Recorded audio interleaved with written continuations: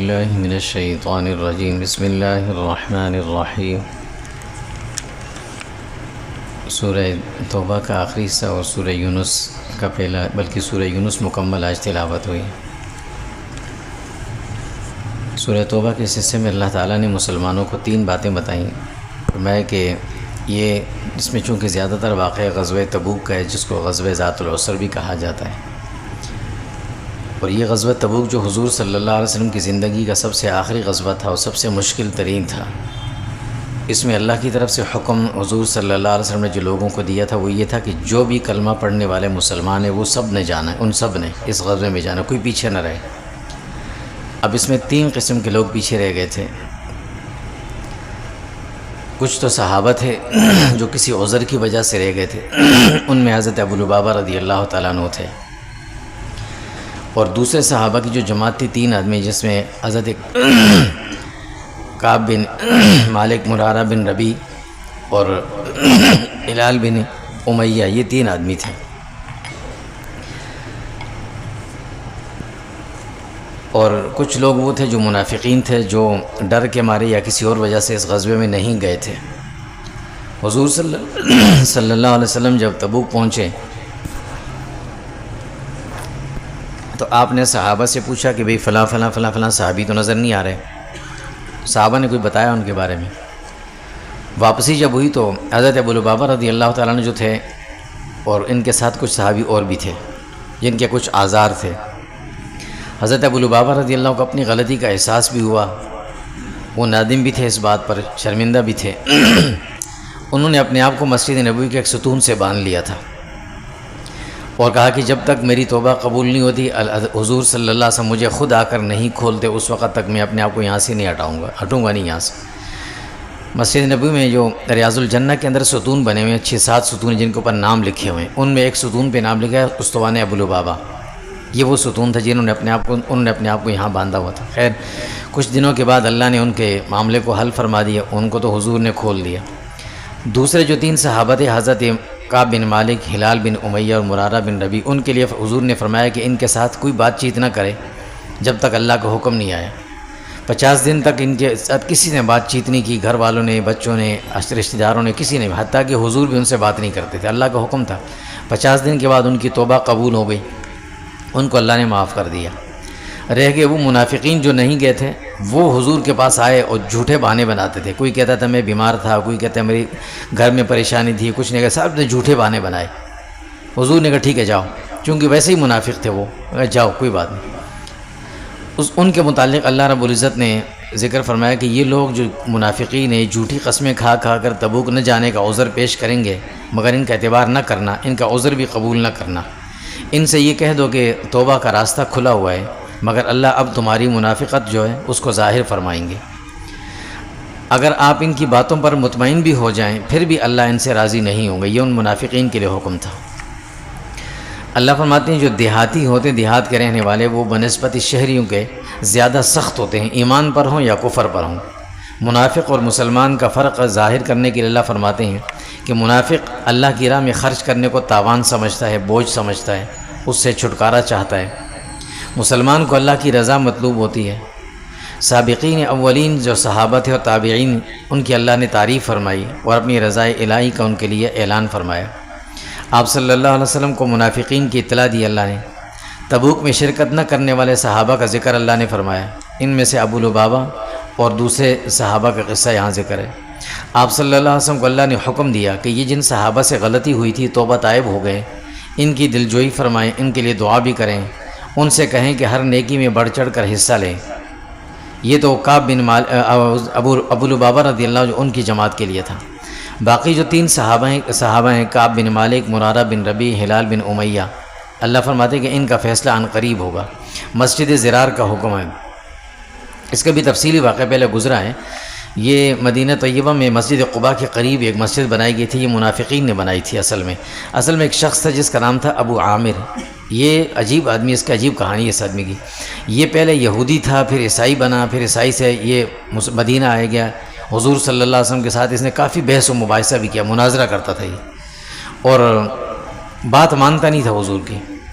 حضور نے اس کو بڑا سمجھایا لیکن نہیں ہوا، تو اس نے خود سے بد دعا دی کہ ہم میں سے جو آدمی غلط ہو، اللہ کرے وہ شہر اپنے ملک سے دور کہیں اجنبی موت مرے، اس کی موت کسی کو پتہ ہی نہیں، ایک قسم کی بد دعا اس نے دی اور یہ چلا گیا۔ اور جاتے ہوئے اس نے کہا حضور سے کہ میں آپ سے ہر مقام پہ مقابلہ کروں گا، آپ کے خلاف لڑوں گا۔ چنانچہ جتنے بھی غزوات ہوئے تھے بدر سے لے کر وہ غزوہ تبوک تر، ہر غزوے میں یہ شامل ہوتا تھا۔ تبوک بھی اصل میں اس نے کروایا تھا، غزوہ تبوک اس نے روم کے جو بادشاہ ہرقل تھا اس کو اس نے ابھارا تھا کہ تم مدینہ پر حملہ کرو، یہ مدینہ سے بھاگ کے چلا گیا تھا اور پھر اس کی موت ایسی گمنامی میں ہو گئی تھی۔ اس نے روم سے خط لکھا مدینہ کے منافقین کے پاس کہ تم ایک گھر بناؤ، اس کا نام مسجد رکھو، اور پھر وہاں تم حضور کو کسی طریقے سے لے آؤ کہ وہ ایک دفعہ نماز پڑھ لیں۔ جب وہ آ جائیں گے تو پھر یہ جو مسلمان صحابی یہ بھی آنا شروع کر دیں گے، پھر تم ان کو آہستہ آہستہ بہکاؤ اور ورغلاؤ اور دین کے خلاف جو ہے نا ان کے دلوں میں شکوک پیدا کرو۔ ایک تو یہ کرو، اور دوسرا یہ کہ تم اس جگہ بیٹھ کر اپنے مشورے کرو، مجھ سے خط و کتابت میں رہنا، رابطے میں رہنا، یہاں سے جو بات ہوگی میں تم تک پیغام بھیجوں گا، وہاں تم جو مشورہ ہوگا مجھے بتانا، اور میں روم کے بادشاہ کو تیار کروں گا جو مدینہ پر حملہ کرے گا۔ یعنی یہ سارا منصوبہ اس نے بنایا تھا۔ اس نے یہ مسجد، مدینہ کے منافقین نے جب یہ مسجد بنائی تو حضور صلی اللہ علیہ وسلم سے کہا کہ آپ یہاں آ جائیں۔ حضور نے کہا میں ابھی سفر پہ جا رہا ہوں، واپس آؤں گا تو پھر دیکھوں گا۔ تبوک سے واپسی پر حضور کو اللہ نے بتا دیا کہ یہ مسجد نہیں ہے، یہ تو ایک مسلمانوں کے خلاف ایک سازش کا گھر بنائے گا، اس کو گرا دو۔ حضور نے راستے سے اس دو صحابہ کو بھیجا کہ میرے مدینے پہنچنے سے پہلے جا کر اس کو گرا دو اور اس کو جلا دو، بالکل لکڑیاں جو بھی ہوں اس کو جلا دو۔ اسے جلا دیا گیا۔ وہ جگہ اب تک خالی پڑی ہوئی ہے۔ حضور نے دو تین مرتبہ صحابہ سے کہا بھئی اس جگہ کو کوئی آباد کرنا چاہتے تو کر لے۔ ایک صحابی نے حضور سے پوچھا یا رسول اللہ آپ کا حکم ہے یا آپ رائے مشورہ دے رہے ہیں؟ میں حکم تو نہیں، ایسے دے رہا ہوں اگر کوئی آباد کرنا چاہے۔ تو صحابہ نے فرمایا یا رسول اللہ جس جگہ کو اللہ نے جس کی مذمت بیان کی ہے اور جس کو گرانے کا حکم دیا ہم اس کو نہیں بنانا چاہتے، ہمارا دل نہیں مانتا۔ حضور نے فرمایا چھوڑ دو، ایسے ہی رہیے۔ یہ مسجد زرار تھی۔ اور عجیب بات یہ ہے وہ مشہور صحابی جو حضرت حنظلہ رضی اللہ تعالیٰ عنہ تھے، جو غسیل ملائکہ تھے، جو احد میں شہید ہوئے تھے اور فرشتوں نے ان کو غسل دیا تھا، یہ اس ابو عامر کے بیٹے تھے۔ یہ جو سازشی آدمی تھا یہ اس کے بیٹے تھے۔ مسجد قباء کی اللہ نے تعریف فرمائی جو اسلام کی پہلی مسجد ہے، اور اہل قباء کی اللہ نے فضیلت بتائی۔ اہل ایمان کے لیے نفع بخش تجارت کی خوشخبری اللہ نے سنائی۔ فرمایا جہاد بالمال بالنفس کرو، اپنے وعدوں کو پورا کرو، اللہ اس کے بدلے تمہیں جنت دیں گے۔ مومن کو حکم ہوا اللہ کی طرف سے کہ ہر وقت توبہ کرتے رہو، اللہ کی عبادت کرو، اللہ کا شکر ادا کرو، دنیاوی مرغوبات سے بے تعلق رہو، اللہ کا ذکر کرتے رہو، روزہ رکھو، نماز پڑھو، امر بالمعروف اور نہی عن المنکر کرو، احکامات الہیہ کی پابندی کرو۔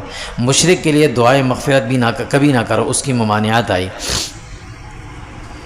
مشرکین کفار کے لیے دعائے مغفرت نہ کی جائے، اس کی ممانعت اللہ نے ذکر فرمائی۔ اس ضمن میں سوال پیدا ہوا کہ ابراہیم علیہ السلام نے تو اپنے والد کے لیے دعا کی تھی، تو اللہ نے اس کا بھی ذکر فرمایا کہ وہ دعا نہیں تھی، وہ صرف ایک وعدہ تھا اور استغفار تھا کہ اپنے والد کے لیے میں استغفار کروں، تو وعدہ تھا اور وہ بات ممانعات سے پہلے کی تھی۔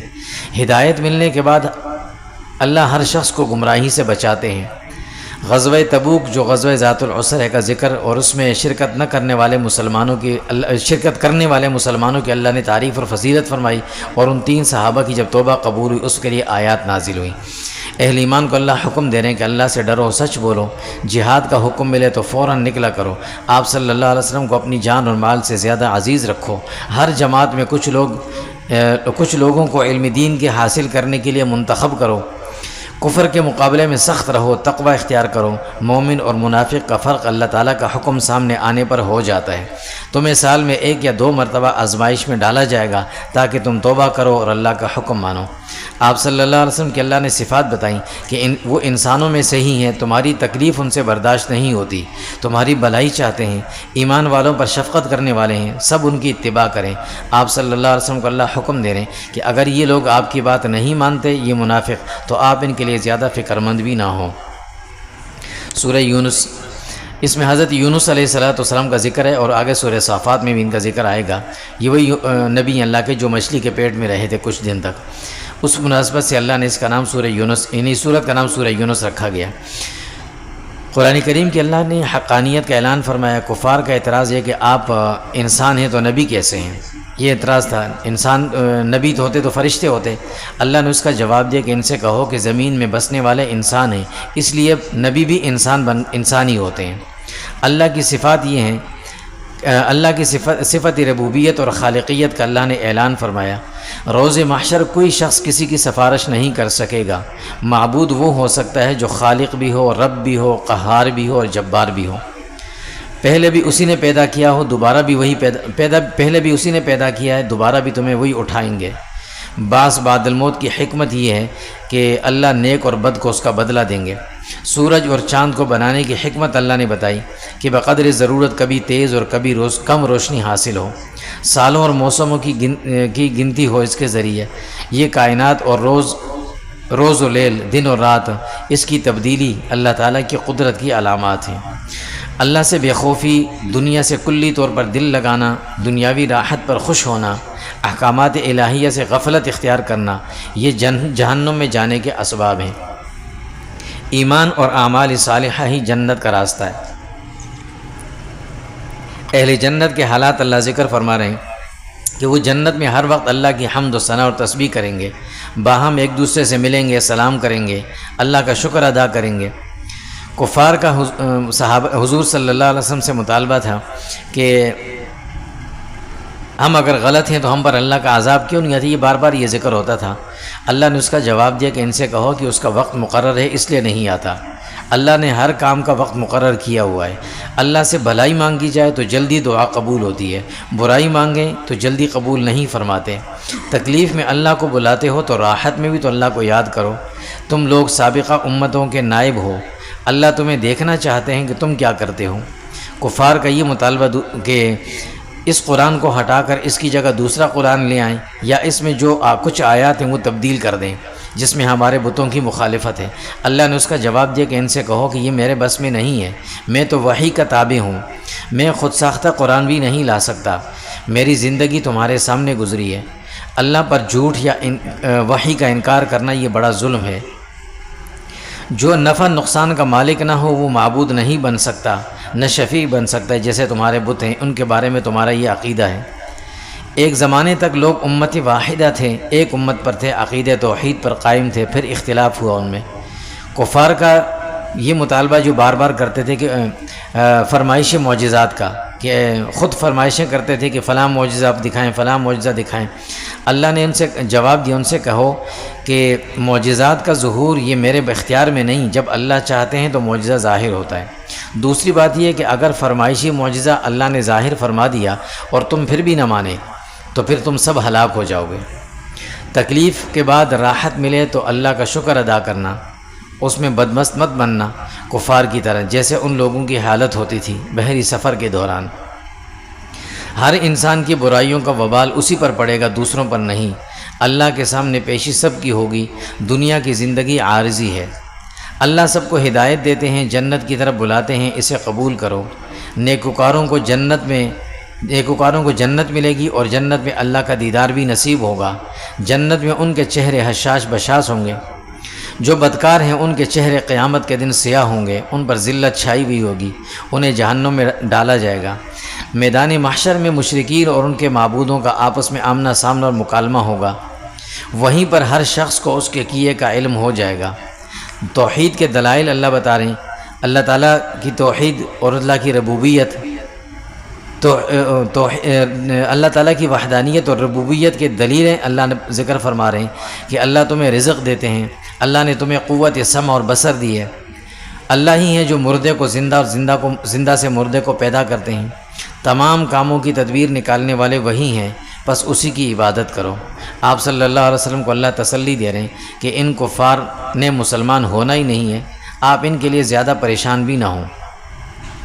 کفار سے اللہ مخاطب ہو کر فرماتے ہیں کہ معبود وہ ہو سکتا ہے جو پہلی مرتبہ پیدا کرنے والا ہو، دوبارہ بھی زندہ کرنے والا ہو، مخلوق کی رہنمائی کرنے والا ہو۔ کیا تمہارے بت یہ کام کر سکتے ہیں؟ بغیر علم اور سمجھ کے محض اپنے گمان کے مطابق عمل نہ کیا کرو۔ یہ قرآن کریم کوئی من گھڑت کتاب نہیں ہے، کسی نے خود سے نہیں بنائی۔ اگر ایسا ہے تو تم بھی بنا کر لا دو۔ قرآن کریم کی صفات اللہ نے بتائیں کہ یہ تصدیق ہے سابقہ کتابوں کی، احکامات الہیہ کی تفصیل ہے، منزل من اللہ ہے، بغیر تحقیق کیے کسی کی تکذیب نہیں کرنی چاہیے۔ آپ صلی اللہ علیہ وسلم کو اللہ تسلی دے رہے ہیں کہ جو آپ کی بات نہیں مانتا تو کہہ دیں کہ تمہارا عمل تمہارے لیے، میرا عمل میرے لیے۔ ہم میں سے ایک دوسرے سے کسی کے عمل کے بارے میں پوچھ نہیں ہوگی۔ منافقین کی منافقت کا اللہ اظہار فرما رہے ہیں کہ بظاہر تو یہ آپ کی بات سنتے ہیں، آپ کو دیکھتے بھی ہیں، مگر ان کے دل غافل رہتے ہیں۔ تمہارے کیے کا وبال تم پر ہی آئے گا۔ قیامت کی سختی کا عالم اللہ بیان فرما رہے ہیں کہ دنیا کی زندگی انسان کو ایک گھڑی برابر لگے گی، لوگ ایک دوسرے کو پہچانیں گے بھی، مگر کوئی کسی کی مدد نہیں کر سکے گا۔ آپ صلی اللہ علیہ وسلم کو اللہ تسلی دے رہے ہیں کہ ان کفار پر ان کی بدکاریوں کی وجہ سے دنیا میں عذاب ضرور آئے گا، یا تو دنیا میں آپ کی موجودگی میں آئے گا یا آپ کے بعد، اور اخروی عذاب تو لازمی ہوگا۔ دنیا میں ہر امت کے پاس ہلاکت سے قبل رسول ضرور آئے تھے۔ مشرکین کا یہ اعتراض تھا کہ جس عذاب سے آپ ہمیں ڈراتے ہیں بتائیں وہ کب آئے گا۔ اللہ نے اس کا جواب دیا کہ ان سے کہو کہ اس کا تعلق علم غیب سے ہے، میں نہیں بتا سکتا، مگر آئے گا ضرور۔ دوسری بات یہ کہ تم یہ بتاؤ تم عذاب میں جلدی کیوں کرتے ہو؟ کیا اس وقت پھر ایمان لاؤ گے؟ مگر تمہارا ایمان تو قبول نہ ہوگا اس وقت، اور پھر دائمی عذاب میں مبتلا ہو گئے۔ روز محشر کسی سے فدیہ قبول نہ ہوگا، کسی کی شرمندگی چھپانے سے چھپے گی نہیں۔ فیصلہ کرنے والے اللہ ہوں گے، زمین اور آسمان کی ملکیت بھی اللہ ہی کی ہے۔ اس اللہ کا وعدہ سچا ہے، موت و حیات کے مالک وہی ہیں۔ یہ قرآن کریم ایک واعظ و نصیحت ہے، شفاء قلوب ہے، ہدایت اور رحمت ہے۔ اسے تھامو اور اس پر خوش رہو۔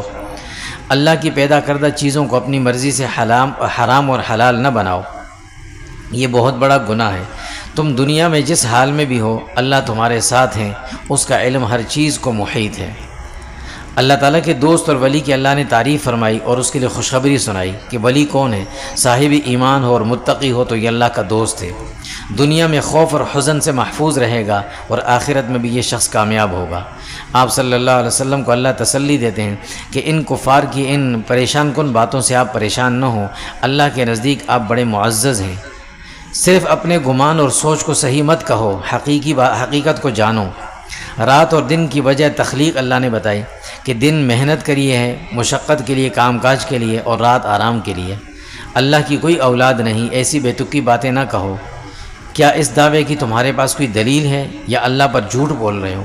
یاد رکھو اس کی سزا بہت بڑی ہے، یعنی اللہ کی طرف غلط بات منسوب کرنے کی۔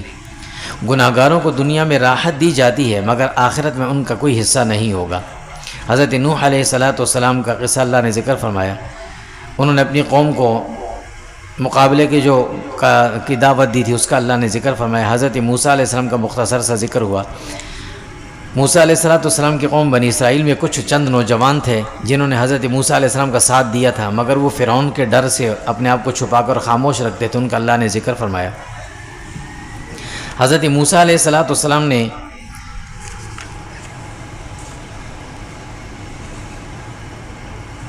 حضرت موسیٰ علیہ السلام کے زمانے میں فرعون نے جو عبادت گاہیں تھیں ان کو گرا دیا تھا، اور پہلی شریعتوں میں حکم یہ تھا کہ نماز صرف عبادت گاہ میں ہوگی، جو مسجد ہوگی اس میں ہوگی، اور کسی جگہ نماز نہیں ہو سکتی تھی۔ یہ تو اس امت کے لیے اللہ نے خصوصی طور پر پوری زمین کو پاک اور مسجد بنایا۔ تو فرعون نے اس زمانے میں بنی اسرائیل کی جتنی عبادت گاہیں تھیں وہ سب گرا دیں۔ جب ان کو گرا دیا تو اللہ کی طرف سے حکم آیا کہ موسیٰ علیہ السلام کو ان لوگوں سے کہو کہ اپنے گھروں کو قبلہ رخ بناؤ، یعنی گھروں کے اندر ایک جگہ مخصوص کر لو نماز کے لیے، اور وہاں پر نماز پڑھو، مگر نماز نہ چھوڑنا۔ حضرت موسیٰ علیہ السلام اور حضرت ہارون علیہ السلام نے ان کے لیے فرعون کے لیے جو بد دعا کی تھی، اللہ نے اس کا ذکر فرمایا۔ دو باتیں کی تھی کہ اے اللہ اس کو آپ نے دولت دی، اس کی دولت کو تباہ کر دے، اور دوسری بات کہ اس کے دل کو اتنا سخت کر دے کہ نزع کے وقت تک یہ قبول ایمان اس سے نصیب ہی نہ ہو۔ اس کے لیے یہ بد دعا کی تھی فرعون کے لیے، اللہ نے یہ دعا قبول بھی فرما لی تھی۔ حضرت موسیٰ علیہ السلام کو اللہ نے حکم دیا کہ آپ ان لوگوں میں تبلیغ کرتے رہیں۔ بنی اسرائیل کو اللہ رب العزت نے جب مصر سے نکالا تھا اور فرعون تباہ ہوا تو اس کا مکمل اللہ نے ذکر فرمایا۔ آپ صلی اللہ علیہ وسلم کے متعلق انہوں نے بنی اسرائیلیوں سے اللہ نے وعدہ لیا تھا کہ حضور صلی اللہ علیہ وسلم جب آخری نبی آئیں گے تو ان کا بھی تم ساتھ دو گے، جس کی تفصیل سورہ مائدہ میں گزری تھی۔ اس کا ذکر اللہ نے فرمایا کہ بنی اسرائیل نے وعدہ کر کے اور وعدے کی خلاف ورزی کی۔ تمام انسانوں کو اللہ حکم دے رہے ہیں قرآن کے بارے میں شک نہ کرو، یہ بالکل حق ہے، اس کے بارے میں تم پہلے لوگوں یعنی یہودیوں سے اور دیگر لوگوں سے پوچھ بھی سکتے ہو، اسے قبول کرو، شک کر کے اپنے اعمال کو ضائع نہ کرو۔ جن کے دلوں پر مہر لگ جائے وہ کبھی بھی مسلمان نہ ہوں گے، اگرچہ انہیں ہر طرح سے سمجھایا جائے، مگر بوقت عذاب ان کی توبہ بھی قبول نہ ہوگی۔ حضرت یونس علیہ السلام کا اللہ نے ذکر فرمایا، کسی کو زبردستی مسلمان کرنا ہرگز مقصد نہیں، ورنہ یہ کام اللہ کے لیے کیا مشکل ہے۔ ایمان اور عمل صالح اللہ کی توفیق سے ہی حاصل ہوتے ہیں۔ اللہ کو پہچاننے کے لیے اس مناظر عالم کافی ہیں، یعنی کائنات کے مناظر تمہارے پاس کافی ہیں۔ اس سے قبل ایمان قبول کر لو کہ تم پر بھی اللہ کی طرف سے عذاب آئے جیسے پہلی امتوں پر آیا تھا، پھر تم اس وقت اقرار بھی کرو گے، اس کا فائدہ نہ ہوگا۔ آپ صلی اللہ علیہ وسلم کو اللہ تعالیٰ فرماتے ہیں کہ ان لوگوں سے صاف الفاظ میں کہہ دیں کہ میں تمہارے کفر کو صحیح نہیں کہہ سکتا، میں اس رب کی عبادت کرتا ہوں جو تمہارے بھی خالق ہیں میرے بھی ہیں۔ آخر میں آپ صلی اللہ علیہ وسلم کے توسط سے اللہ تعالیٰ نے پوری امت کو چند باتوں کا حکم دیا کہ اپنا ایمان لاؤ، اپنے ایمان پر مضبوط رہو، توحید پر قائم رہو، شرک سے بچو، غیر اللہ کو نافع اور ضار یعنی نفع نقصان کا مالک نہ سمجھو، کسی کو خیر یا تکلیف دینا اللہ کے قبضے میں ہے، کوئی اسے بدل نہیں سکتا، حق تمہارے سامنے موجود ہے، اسے قبول کرو اور اس کے مطابق عمل کرو، فائدہ تمہارا ہی ہوگا ورنہ اپنا نقصان کرو گے۔ اللہ کے ہر حکم کی اتباع کرو اور تکلیف پر صبر سے کام لو۔ سورہ ہود کی چند آیات کا آج تلاوت ہوئی ہے، لیکن ان کا خلاصہ انشاءاللہ کل ہوگا۔ وصلی اللہ تعالی